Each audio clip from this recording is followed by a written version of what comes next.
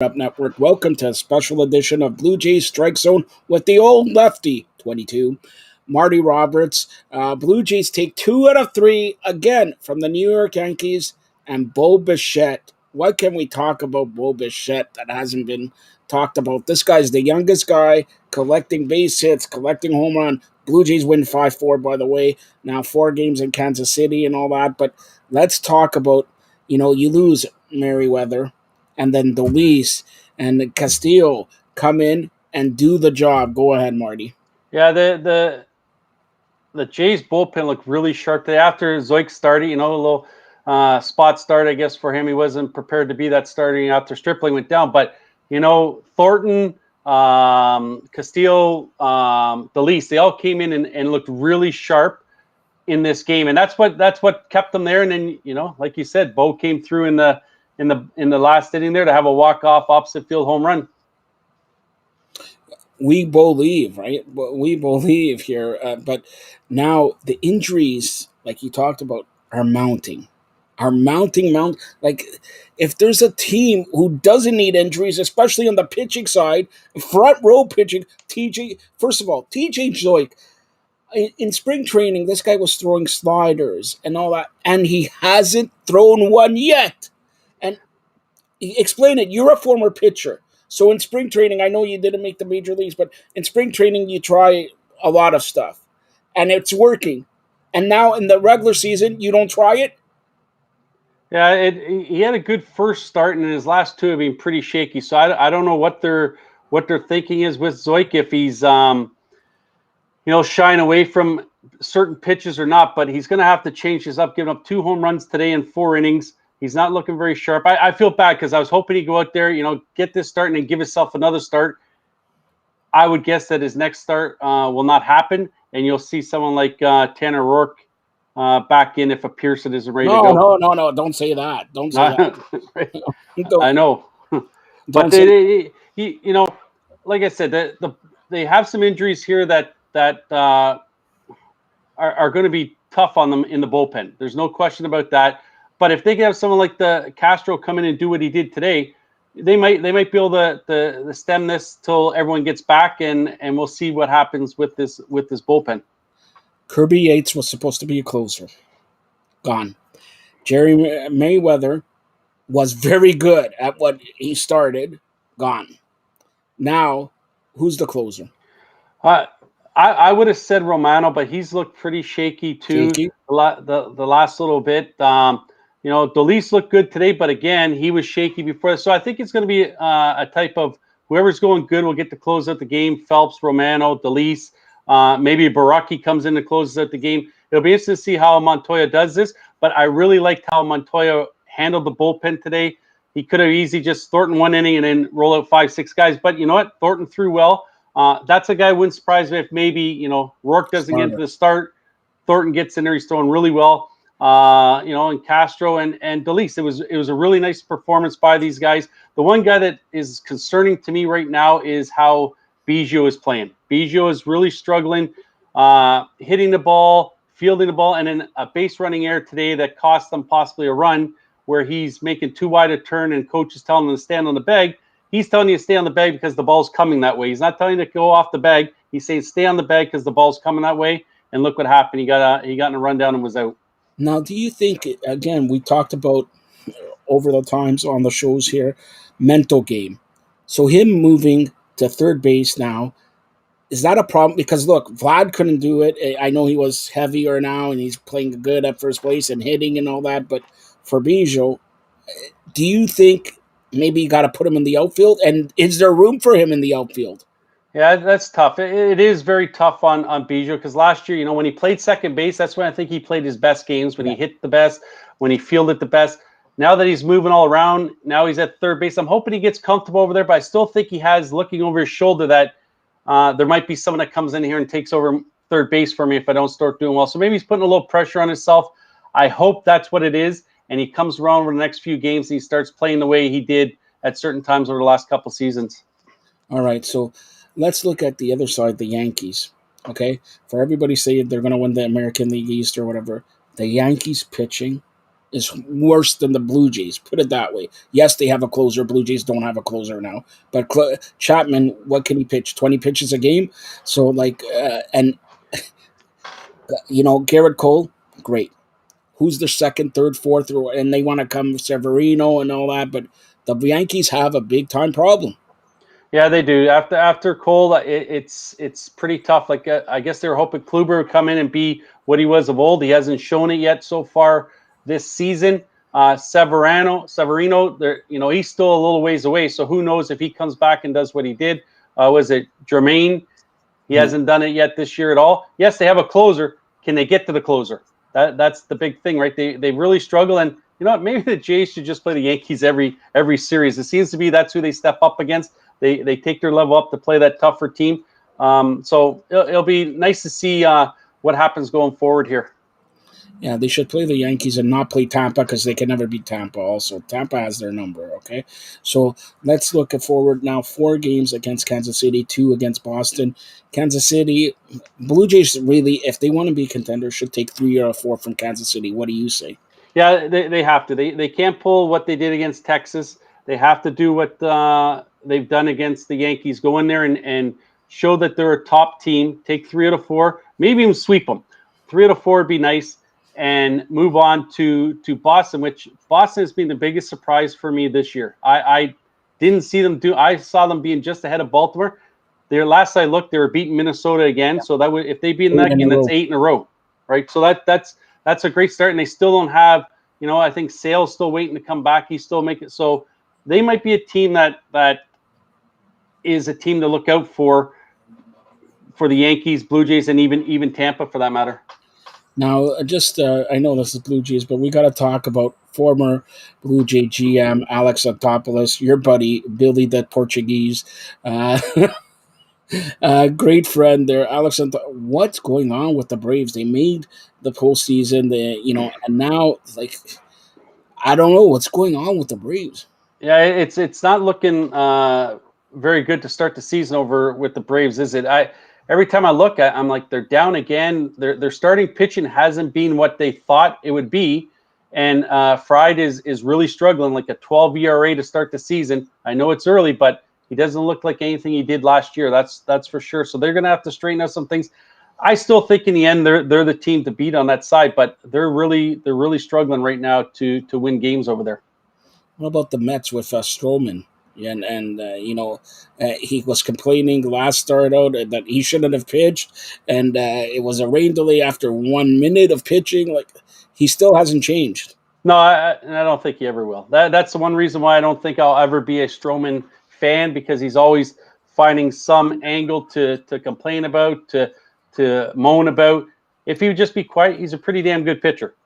He knows what to do out there, but he just, for one reason or another, has to be in the spotlight. And I guess it's sort of good that Bauer never went to the Mets, because those two would be fighting for the spotlight all the time on their Twitter accounts.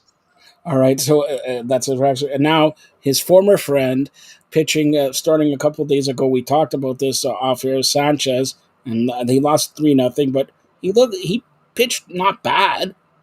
No, he hasn't looked bad the first couple times out. Sanchez is a guy that I've always liked. I've always liked it from the day he's come up. He had that ERA championship. He's looked good. He had an injury. He didn't pitch at all last year. So it'll be interesting to see if he keeps doing what he's doing here over in San Francisco and can help San Francisco win some games over there. But I've always liked Sanchez, and I hope he does well over there. Now, I know it's 2 weeks in, who, in your estimation, has been the best team in baseball so far? That's put me on the spot there. There's a few teams like the one of the teams that surprised me is the Padres. Yes. Like they're losing a few games I didn't think they would lose. Well, they So lost the main player, Tatis. There is, yep. he signed a $300 billion deal, and then you lose him the next day. So it's Yeah, and then Snell went out injured the other day as well. So that's a team that could need to figure out a few things over there. I think it's the Boston Red Sox are the biggest surprise for me. I just can't see another team. That's a team that people were picking to finish near the bottom of the division, and they're just not doing that. So it's good to see that they're doing it. It's not good for the Jays, but it's good to see that a team like Boston is picking it up and and made some moves to get rid of some big name players, and they're still winning. Did I ever tell you about, in the World Series, Game 6, and the manager of the Tampa Bay Rays comes out and, never mind. I've heard that story. I think you heard that story 380 times already. Yeah, I've heard it a few times. That's it. So, Blue Jays staying 500 with all the injuries, that is becoming a little bit, because they played Yankees back to back. So losing to Texas, okay, it's the opening or whatever, but it looks impressive now that they're 500 considering everybody they lost, and look at their starting pitching. Yeah, they're looking really good with the injuries they have, and there's still some guys on this team that aren't injured that Yeah, haven't started playing the way they're capable of. You got Biggio, Teles, Simeon is struggling. Kirk finally got yeah. on the board with his average today. It once these guys all get clicking, it'll be interesting to see guys come back. The Pearsons come back. Bullpen gets straightened away. It'll be nice to see how they play when they're all together and going full tilt. You mentioned Alejandro Clerk, okay? When he swings, he either wants to kill the ball, or I could see him having a rib injury right. Like when he swings, like you're a former big league player. Violent swings. Does that over years? If he has a career 7, 8, 10, 12 years, he's going to get injured easier. Yeah, they're violent swing. Hopefully he doesn't get injured from doing it. We all have to remember that he was playing A ball just last year. He Yeah. got called up because of the shortened season, but he really should be probably sitting Double A, Triple A, and he's up here playing in the bigs, learning the game on the fly with the big league club. So hopefully he picks it up and he gets to stay. If not, you're gonna have what is it, Grandal come in and take over and be that backup catcher to Jansen. Now, also we talked about Dunedin TJ Ballpark. Are you impressed that the renovations they did? It looks like a real big league ballpark now. Yeah, when you're sitting there watching it on TV, it looks like the Rogers Center behind when you're watching with the Yeah, TD logos and all that stuff. I don't know how impressed the other teams are coming into because it still is a spring training minor league complex, right? You can see pitchers when they give up home runs there, they're surprised that it went out of the yard because whether it's the wind, the well, you'd rather be in Florida than in Buffalo. Come on. well, yep. You for sure would at this time of the year. Yeah, you'd prefer to be in it. But I like the way the stadium looks. I think it was funny the other day when Madden got thrown out of the game. He had to walk down the third baseline to Yeah. get to the clubhouse, right? So if that was a full packed house, he'd be getting yelled at all over the place. But it's doing its job, and hopefully at some point in time they make their way back to Toronto. Now, as a former ball player, okay, take us through how hard it is to play in Florida, but it's not your ballpark, but you have to play there, and you have to find out all the nooks and crannies. Like when you look at hockey, when you used to play at the Boston Gardens, you dumped the puck in, and you knew which way the puck would bounce and all that. But here, playing in Tampa, where it's your spring training facility, but then they played in Buffalo and all that, like. Take it, and Blue Jays, I don't have to tell you. Look at the expectations they have, and they don't have a home. Yeah, it's tough thing. You watch when you go into New York or you go into Boston. Those guys know how to play the fence. They know where the carom's going to go. They know where the bounce going to go. So these guys are still learning that. As much as it's their home field, they haven't played there a very long time. So they're still learning around the same time as everyone else is learning. So it's impressive that they're doing this here. And it's I know some fans are saying, well, why can't they play in the visiting team's ballpark all the time? Well, then they'd always be on the road. After 3 game series, they'd be on the flight to go somewhere else. At least this way, they get to stay in the same bed while they're there having their series, and it's somewhat of a home feeling for them.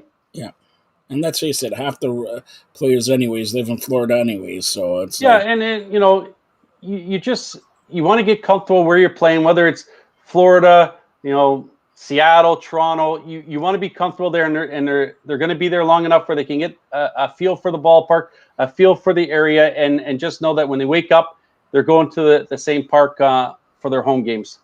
now, regarding the Blue Jays, Hyun-Jin Ryu, we knew he was a good pitcher, but hasn't he impressed even more this year? I love watching a guy like Ryu pitch. I just do. It's easy to go out there and throw a 100-mile-an-hour fastball past guys, but when you go out there and you actually pitch, put it on the corner, up, down, switch speeds up. I really enjoy watching a guy pitch like that as opposed to someone just going out there throwing 100 miles an hour saying hit it. Guys like Ryu are not around as often anymore, so I really enjoy it watching him. And Ryu is, right now he's well top two pitcher in the league right now the way he's throwing the ball. And you know what? Give it also. I like if they could find a second or third pitcher. Robbie Ray, there another lefty. He first for a couple innings play was impressive. Then tailed off. If they could find a consistent number three, especially these two are lefties. Maybe you get a righty,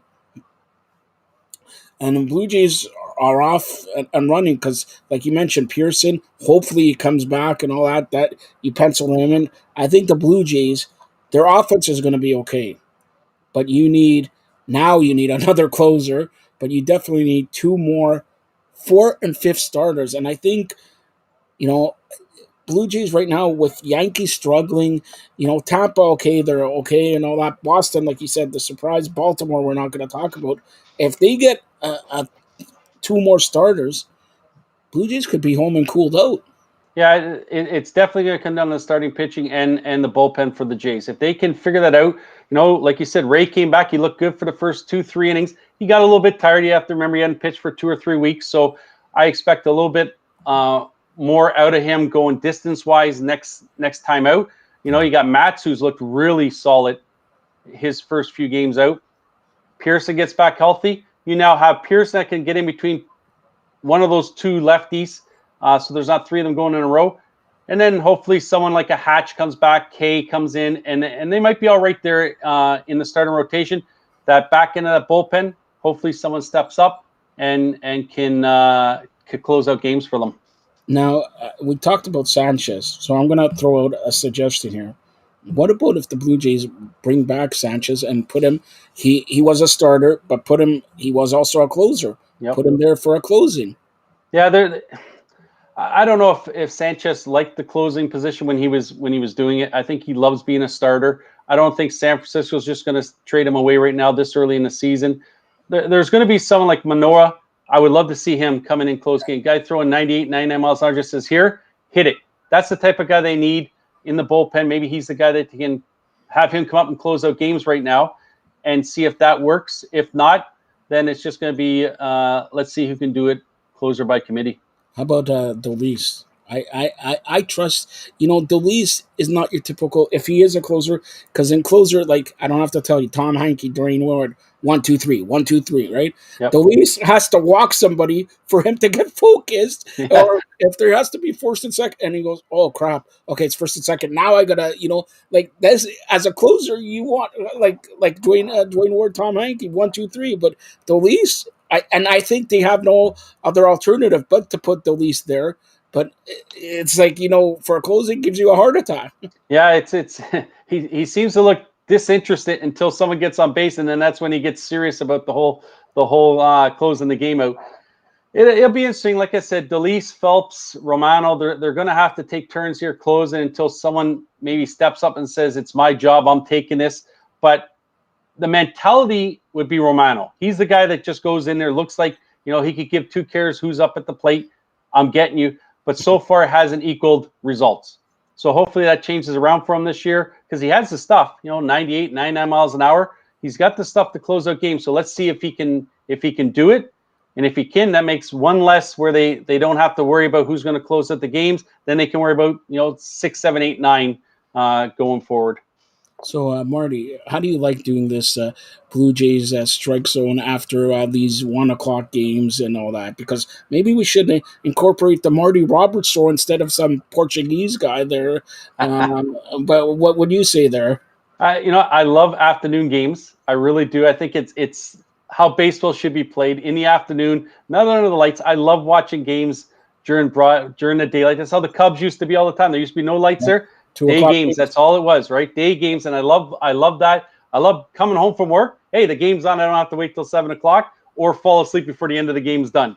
But Yeah. I really like watching these day games, and even better when the Jays win. And like we talked about this, I think about a month ago. Christy Pitts, Toronto Maple Leafs. There's no feeling like a day like today, 16, 17, a little bit of a breeze. perfect day to watch it. Baseball's made for afternoons. Yes, you could Yep, have baseball's. Yep, you're 100% made for being outside. And I know in some spots they can't do it because of maybe too extreme broadcast. heat in Texas and the late springs in the upper states. But it really is enjoyable to watch games when it's outside and the sun is shining and you get to watch it at the ball yard. All right, and you'll be back here tomorrow, 6 p.m. The sports wrap up with some guy with hair.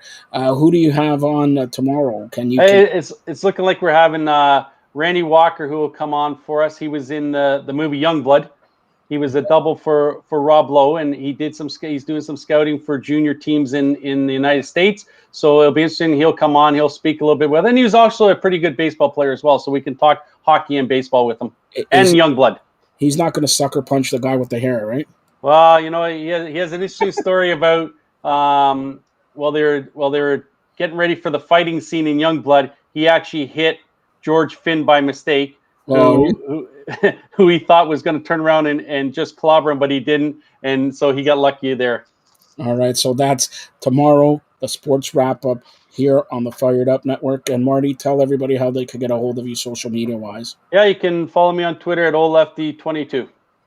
Old Lefty 22. Remember the Old Lefty and the guy with the hair tomorrow, 6 p.m. The sports wrap up with the body double for, that movie. What an iconic movie, right? Yeah, it was. I was there for one of the scenes where it's the penalty shot scene, and Mhm. it was amazing how they pieced it all together and made it look like it was Rob Lowe skating down the ice when it was only him after the fact when the goal was scored. He never skated down the ice at all. And just a side note, since we're talking about hockey, I don't know if you heard this, Marty. Apparently, somebody in the Toronto Marlies has COVID. The Marlies have canceled. They're not going to play for a week, and they closed down shop, so they shut down everything for a week. Used to be 2 weeks, but now everybody is closing down for a week. So again, that and better be not somebody who comes up and over with the mark could be Nick Robertson. Nobody's saying anything because Robertson came over to the Leafs, so nobody says anything. But again, Toronto Marlies forced to shut down because of a COVID outbreak. I don't know if it's one, two, or a player or coach or anybody, but the Marlies have shut down for about a week. Any last comments about that? Yeah, I saw that the next three games are shut down for sure. It'll be interesting to see if they where they got it from. If it does, like you said, have any ties to the Leafs team.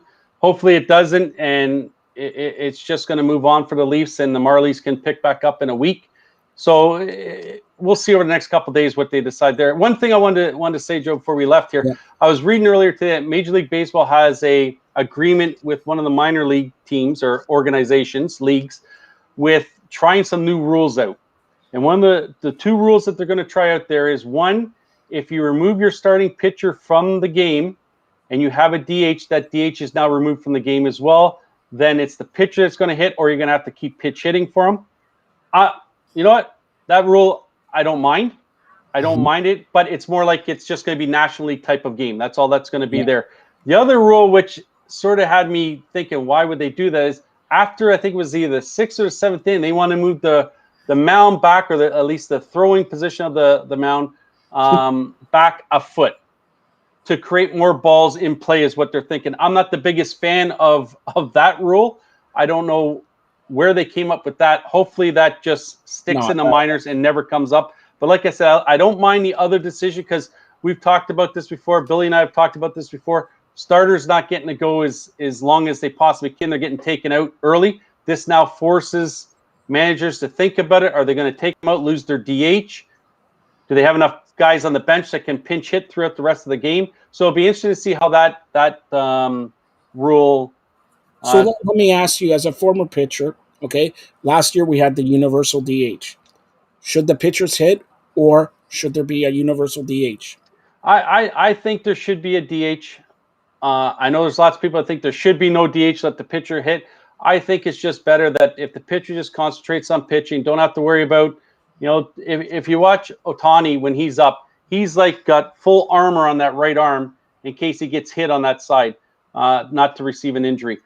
I like the DH position. It's just, it brings more offense. So they want more offense in this game, but they're talking about removing a pitcher, then you have to use the pitcher to hit. So it's sort of confusing as the messages the MLB is sending out with this. They want to create more offense. Then you know what?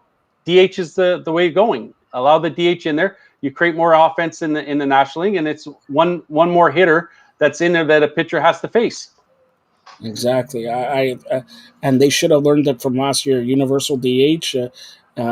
There should be a universal DH. It creates another. Players will want it. It creates another job, right? So, 100%.